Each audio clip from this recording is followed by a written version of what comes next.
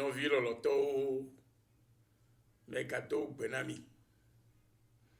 medo gbenami le míaƒe tɔ kple míaƒe ɖela Yesu Kristo ƒe ŋkɔme egave mía nu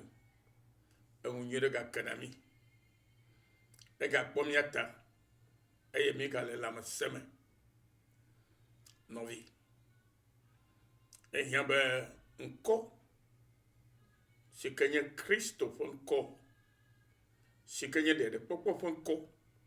si ke nye xɔxɔ ƒe ŋkɔ si ke nye agbe ƒe ŋkɔ la edze be míawo katã míanya nu si ŋkɔ ma wɔna elabena míenya nu si ke tutu ŋkɔ ma wɔna la ke míawo katã míate ŋu azã ŋkɔa hena yeƒe dɔwɔna kpɔkpɔ le míaƒe agbeza me eye wòate ŋu atsɔ kafukafu na Mawu ɖe eyawo ta. Eya ta nɔvi lɔlɔtɔwo míaƒe egbe ƒe enya si ke nye Mawu ƒe nya si ke mí dza srɔ̃ anɔ anyi kple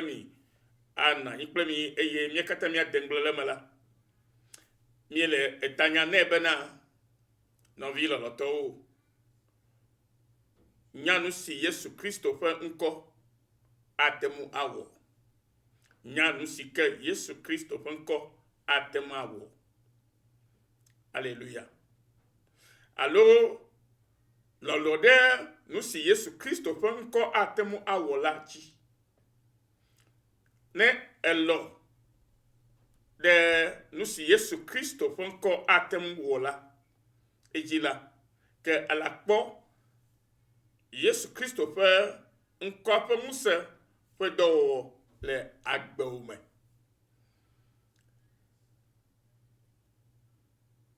Ça veut dire que reconnaître ce que le nom de Jésus-Christ peut faire.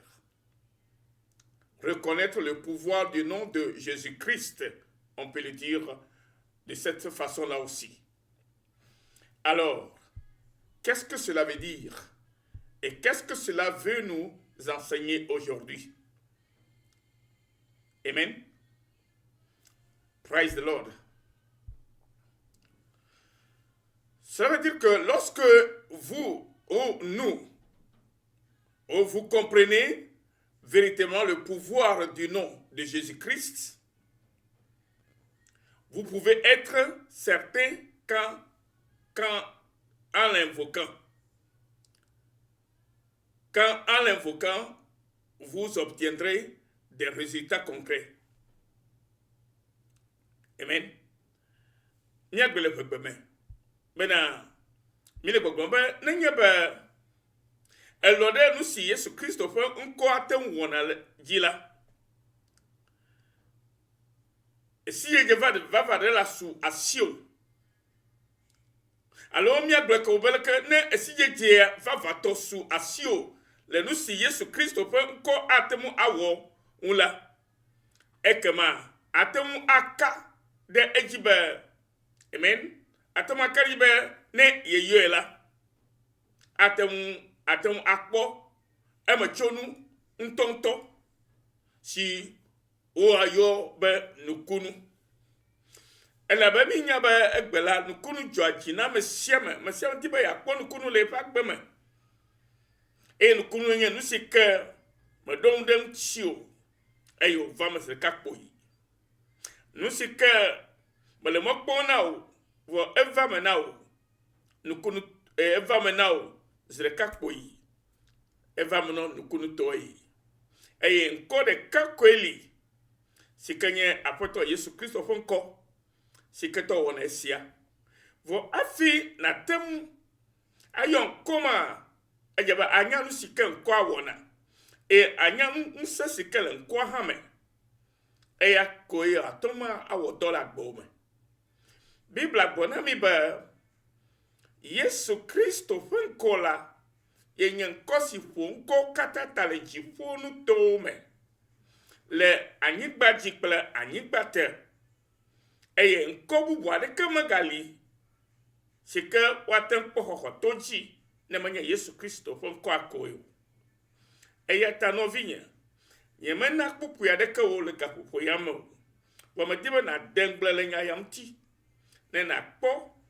ena jesi asixɔxɔ tɔxɛ si ke le Kristo Yesu ƒe ŋkɔ yɔyɔ elabe egbe la ame geɖewo le ŋkɔa yɔm gake ya womedze sie ƒe ŋusẽ ke le ŋkɔa me o. Eya ta medi be wo ya nanye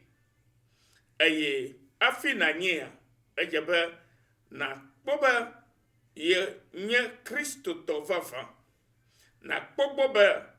ye nye Mawu subɔla anukwaritɔ ye nye Mawu ame si ke trɔ dzime vava he nɔ agbe nuvɔmawɔtɔe ame mawo ye Yesu Kristo ƒe ŋkɔa ɖi azɔ woƒe agbeme Yesu Kristo ƒe ŋkɔma ɖi azɔ le hewɔa nukunu elabe ame geɖe di be yeakpɔ nukunu abe leke Yesu Kristo gblɔ na ame geɖewo le eƒe eyi me ene be esi wòva anyigba ya dzi be woxɔ se ɖe o ne xɔe se la akpɔ nukunu nu ka ye naxɔ se o Yesu Kristo ƒe ŋkɔa dzi xɔse Yesu Kristo ƒe ŋkɔ si ke nye ŋkɔ mavɔ ma si ke me ŋusẽ katã le eye ɖeke megakpɔtɔ le afi aɖeke o la ne te xɔ ŋkɔ ma dzi se aleke dze be naxɔe dzi se ɖo la akpɔ nukunu ye anɔ kpɔkpɔm esia yi gbe sia gbe le wo agbe me eye nye ŋusẽ gã si ke le Kristo Yesu ƒe ŋkɔa me ta Mawu ne yra o ne kpe ɖe ŋu be nate se ŋkɔa gɔme ne natɔm nya le si ke nazã ŋkɔa ɖo kple nu siwo la do tso me na o elabe ŋkɔ ma ne yɔe la nukunu geɖe dzɔna eye afi nayɔe ne nukunu geɖe nadzɔ la edze be nanya asixɔxɔ kple ŋusẽ katãtɔ nyenye si ke le ŋkɔa me si ke trɔa nuwo ƒe nɔnɔme elabe Biblia gblɔ na mi be le gɔmedzedze la nya la li eye nya la li kple Mawu eye nya la nye Mawu ye dzo to wɔ nu sia nu eye eya manɔe me la wometɔ wɔ naneke siwo wɔna o eya ta nɔvinye Yesu Kristo ƒe ŋkɔa manɔe me la wometɔ wɔ naneke siwo wɔna o vɔ ne nye be ŋkɔa le me la nu sia nu ate ŋu wɔ eya ta wòdze be nanya ŋkɔ la ƒe ŋusẽ ke le me haleluya elabe ŋusẽ bubu aɖeke megale afi aɖeke o Yesu Kristo ɖeka ko me ŋusẽ le eye eya wokɔe na eya tɔ ye eya ta gbɔ be wotsɔ ŋusẽ siwo katã le dziƒo kple anyigba dzi tɔtrɔ da asi nam eya ta wotsɔ ŋusẽ be na mi be miheyi ɖe xixia me ne miawo hã miaɖe gbeƒã nyanyui ma na amewo bena ame sia ame si ke xɔe se la agbekɔkɔ asu ya masi ke nɔvinye ɖe xɔe sia agbekɔkɔ sɔ asiwoa ŋusẽ ɖe le Kristo Yesu ƒe ŋkɔa yɔyɔa me ne yɔea akpɔ amimanu ne yɔea akpɔ nukunu ne yɔea le dzɔdzɔnyenye me le nyateƒe mea ele akpɔ eƒe ŋusẽ ƒe dɔwɔwɔ le agbewo me Mawu ne yra o be se gɔme nenema le Kristo Yesu ƒe ŋkɔ me amen. Mia nɔvi Yesu nyo woyra Mawu lolo avɔdziɖula ƒe ŋkɔ mi se tso True Forgiveness Mission Australia Mawu ne yra miawo katã keke ne nyo na mi kɔsiɖa ne nyo na mi wetria ne nyo na mi eƒea ƒe woteke wokpɔtɔ afi ƒea ne wonɔa wone dzedzi na mi le Kristo subɔsubɔ kple Kristo ƒe ŋkɔ yɔyɔ le nyateƒe me Mawu yra me ɖe Yesu ƒe ŋkɔ me amen.